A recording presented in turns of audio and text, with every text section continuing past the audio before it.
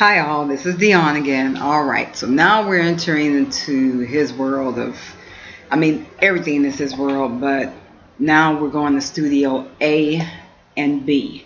And I'll explain to you about Studio A. And I may look at my notes, but it's just because certain things I had to remember off the top of my head. And by the time I returned to the bus, I was just trying to make notes of everything so that I could share all this with you. Studio A had a drum kit on there.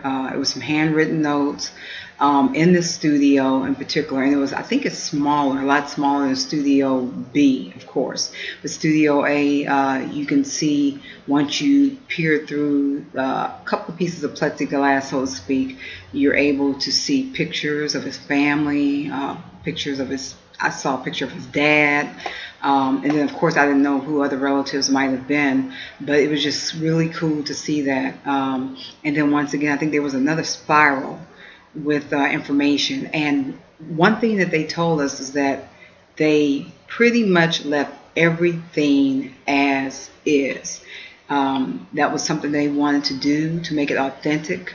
There was, little things that had been done here and there for preservation purposes, as well as to bring the tour up, but for the most part, a lot of it was authentic. What Prince was, maybe a couple of days before, maybe what he was writing, another song to go on the vault.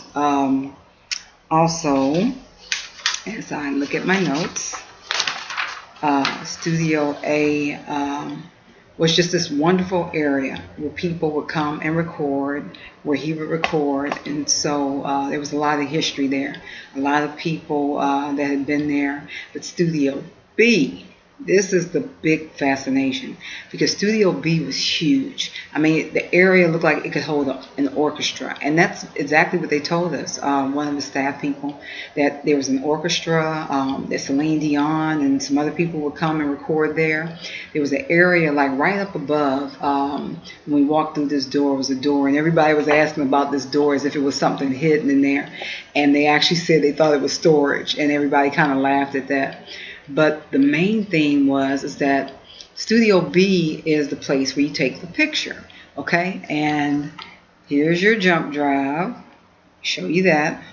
You purchase that at the front desk for $10 when you first enter. Well, anyway, when the tours first started, I think early, maybe September, October, a few dates happened prior to my tour. There's pictures on the internet where people were able to touch the piano, touch the tambourine or the guitar, but supposedly a few people made it bad for everybody else.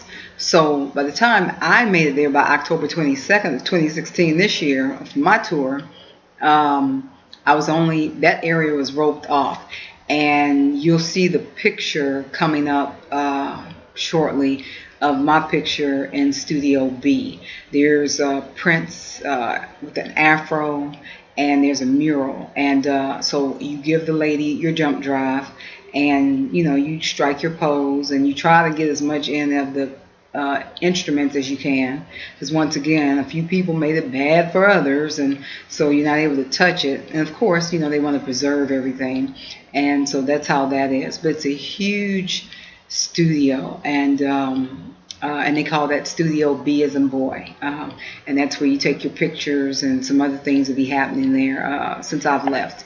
But I'll reflect on some of that towards the end of my videos.